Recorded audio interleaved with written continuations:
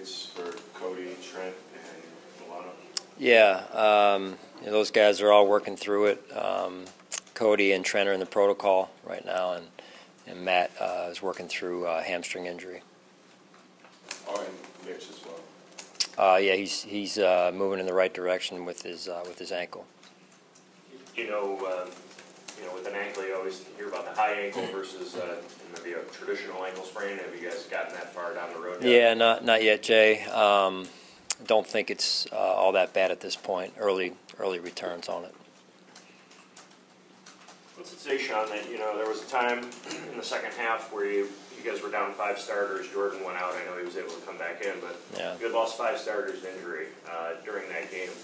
I mean, that's going to stress any team, but you guys were able to, kind of withstand it and still pull out a victory. What's it say about the depth that you've built that you're able to do that? Yeah, I think, give Brandon and his staff credit, from the depth to, and then you see a guy like Duke out there yesterday making the contributions that he made.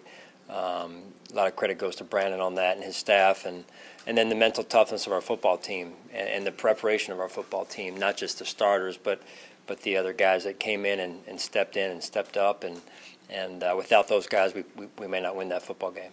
Coach, how much of a part did this bye week, knowing it was sitting here, play in the decision to not activate Taryn and Devin for the game yesterday? It was a factor, Chris. I'd be lying if I said it was 100% of our decision process there, but it was a factor. Sean, what do you make of?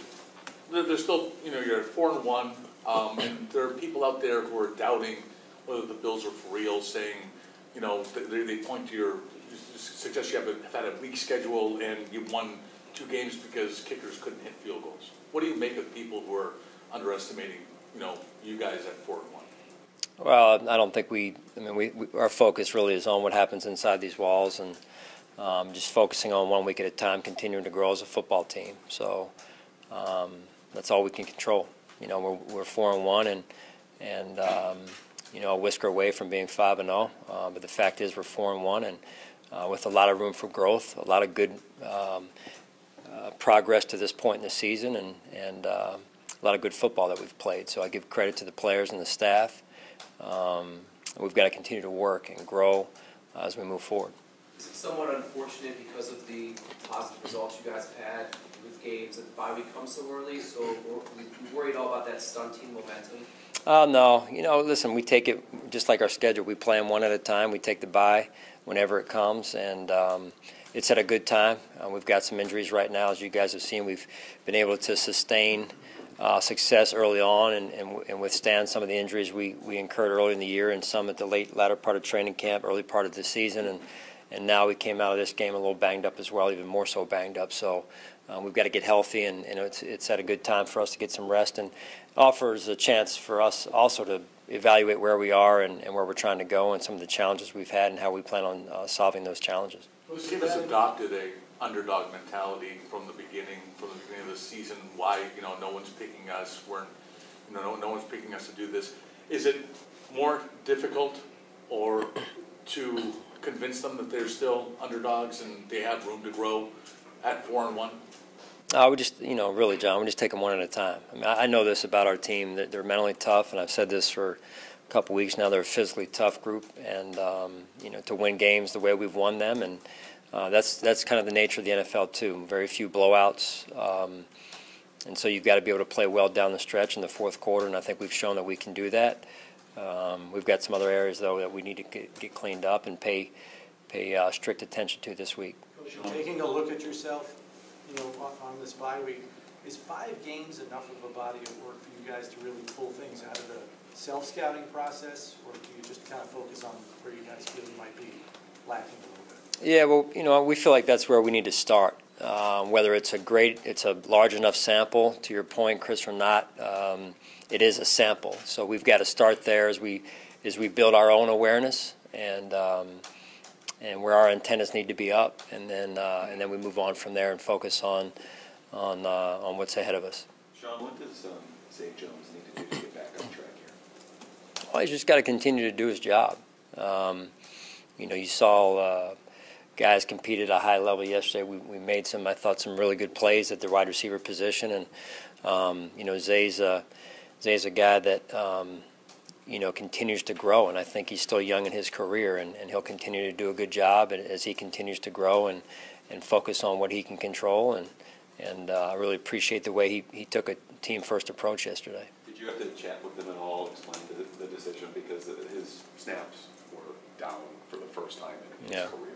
Yeah, I mean, I try and communicate or over-communicate to make sure there's no gray area, excuse me, on with any player, whether it's Zay in this case or any player. I think that's a big part of being on the same page, and players, you know, in my mind, function better when there's clarity.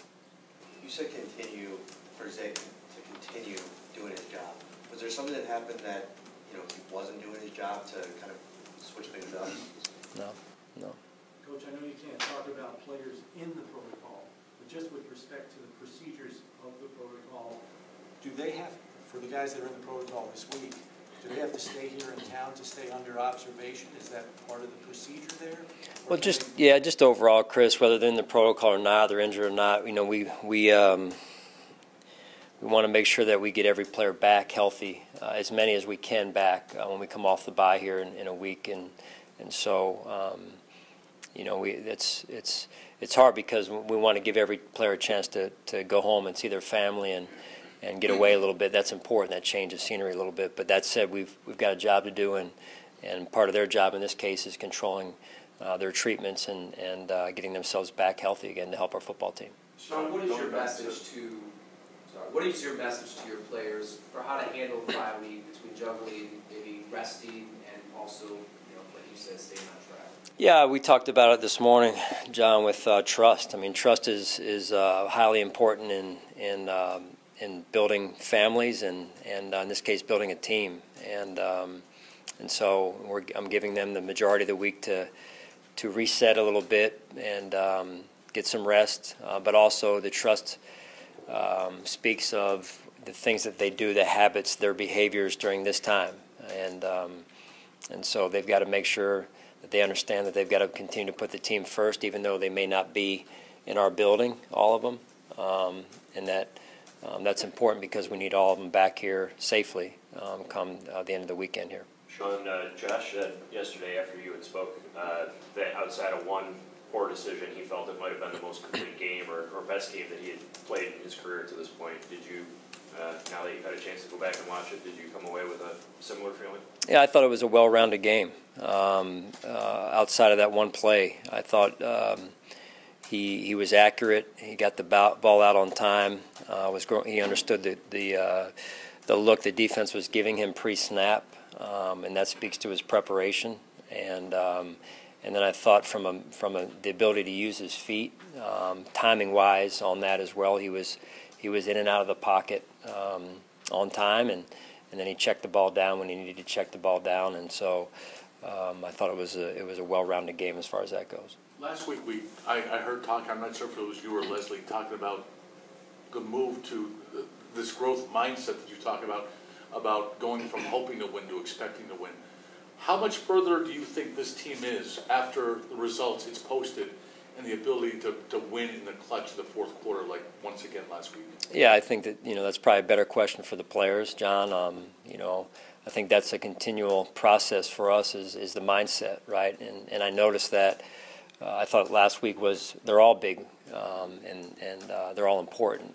Last week, coming off the week we had the week before, sandwiched in between that and the bye, the discipline and the energy and the focus it took to be spot on yesterday with all of that, I thought, and in particular in an away game and a good football team, in a game that we knew was going to be close, we knew it was going to be a field position game. I thought that said a lot about our team.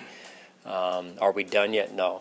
So I'm counting on the veteran players, the player-driven leadership, and I was extremely impressed by that, including the guys, our players' focus and discipline, and so we have to continue to count on that as we move forward. Sean, did Foster have a bit of a setback at the end of the week? Last week? You know, I don't know if it was much of a setback, Joe. Maybe a little bit, but I don't even know if I'd call it that. Just wasn't quite ready to go. So he'll be one of the guys that's here this week getting better. Sean, going back to Mitch, he was still on the sideline even after he left the game. Was he, obviously wasn't good enough to go back in, but in an emergency, was he available to play? Yeah, well, that was, we were out of healthy linemen by that point, so Mitch was out there, you know, just in case we needed to put him back in the game, because we would, at that point, we were out of healthy linemen. So, but what a job Spencer Long did, what a job Bates did, and that's his first action really in a live NFL game in terms of regular season, and to go out there on one side of the line to have both of those guys and for them to execute at a high level, again, says a lot about what they did in terms of their preparation and what Bobby and Hef did both in terms of preparing them. Guys good? All right, thanks. Thanks. You too. Enjoy it. Thank you much, guys.